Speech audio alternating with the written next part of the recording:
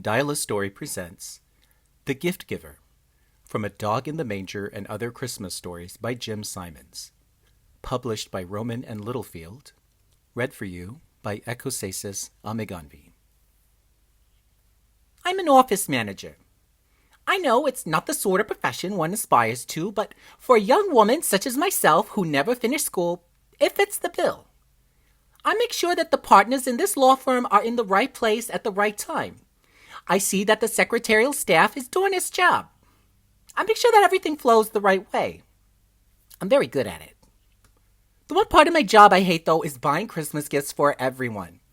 Years ago, when the firm was smaller, we fended for ourselves, but when that got too expensive for us, we went another direction. One of the secretaries got the idea, actually. She was on a tear because of the foul language around the office, so she started a cuss fund. Every time someone used profanity, he or she had to put a quarter in the jar. At first, we thought it'd be a good way to clean up everyone's act, but some of the people around here actually took pride in the amount they had contributed. At the end of the first year, we had over $1,000 lying around, and it was decided the money would be used to buy everyone in the office one gift. Pretty ironic. The task fell to me. Actually, it should have posed no problem considering the skills I possess. But there was something daunting about the whole idea. I mean, you work with people every day, and yet you really don't know them.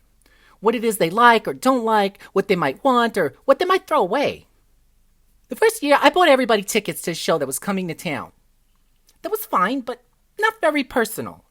The second year, I gave everyone gift certificates to a fancy restaurant. A nice gesture, but lacking that certain flair. This year, I was determined to buy each person something unique, something that would really speak to him or her. I started to look for information early with the idea that by finding out something about each person, I could get that special gift. 3 days before Christmas, I still hadn't bought a single item. That's why I stayed late at the office by myself that evening, poring over catalogs, desperate for inspiration. Maybe I'll just buy everybody hockey tickets or a nice bottle of something, I thought. God, I need a miracle, I muttered. That's when I looked up from my catalog and I saw a man standing in the room. I jumped and gasped. I'm sorry, Myra. I didn't mean to startle you. He smiled. He was an older man, probably retired, and he was nicely dressed in a dark suit. He sported a thick, close-cropped head of gray hair, and he stood very erect. He had these blue-gray eyes that reminded me of the ocean. Oddly, I didn't feel particularly afraid. You know my name? Yes, I do, was his kindly reply. Well, who are you? What are you doing here? I'm the answer to your prayer. Prayer? What prayer? I've come to help with the gifts. My mouth just hung open. I had heard about a service in town that helped people select gifts and even sent someone out to make the purchases. I had in fact called them that afternoon, but they said I was too late, too close to Christmas Day. Maybe this man was from that agency. Somebody sent you? Oh, most definitely. And you're going to help me buy all these gifts? Actually, no. I'm going to take care of all of it. All of it? Yes. How can you do that? I mean, it's 3 days before Christmas and the stores are a mess and you don't even know the people here.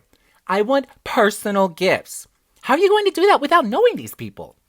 Oh, I know a lot more than you might think. He smiled confidently. I was in a very tight spot. You can really do this? Yes, I can. You leave everything to me. I understand the Christmas party's the 24th. I'll have everything ready. He made a very gentlemanly bow and walked briskly out of the room. I sat there for a moment stunned and then ran after him. He was nowhere to be seen. The really strange thing was that the double glass doors in the hallway were still locked. I wasn't sure whether to feel relieved or more nervous, but given the late date, I had no other choice but to trust this stranger. The 24th came quickly, and as you might expect, not much work was getting done.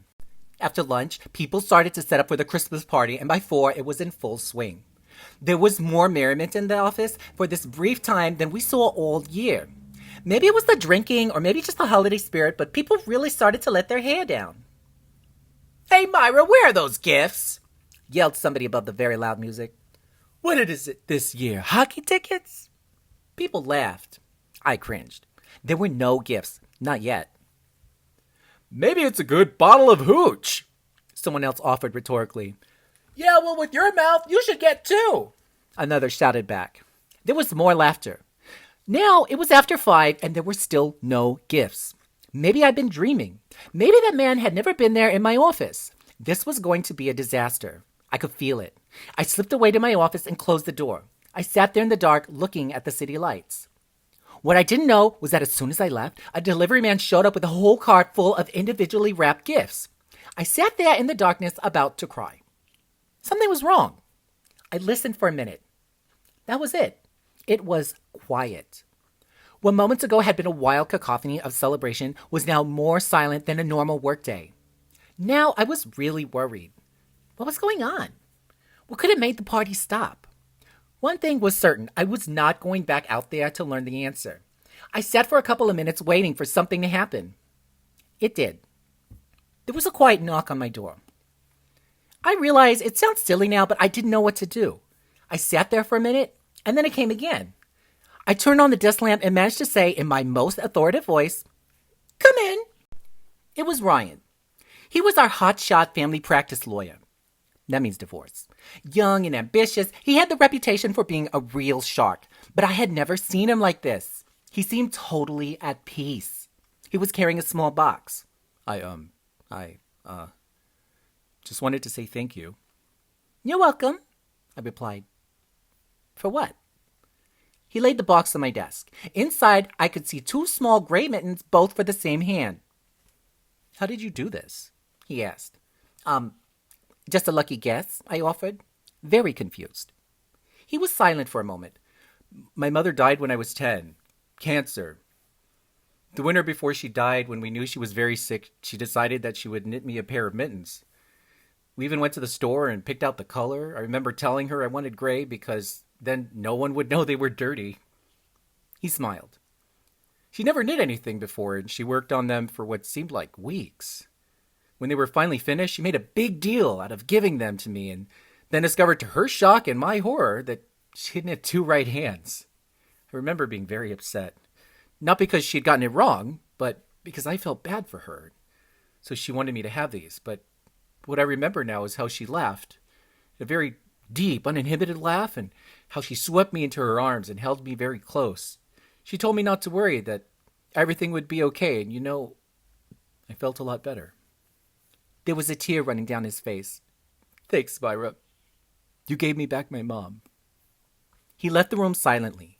To say I was stunned would have been an understatement. About a minute later, Rachel appeared.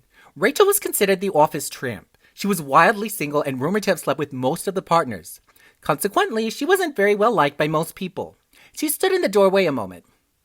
"Where did you get these?" she asked, walking over and placing a box on my desk that contained 2 well-worn ballet slippers. Each was very clearly marked Rachel. I had no reply.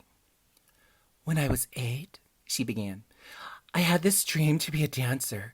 I watched a ballet on TV and thought that it was the most beautiful thing I had ever seen. I told my parents that I wanted ballet lessons, but they laughed.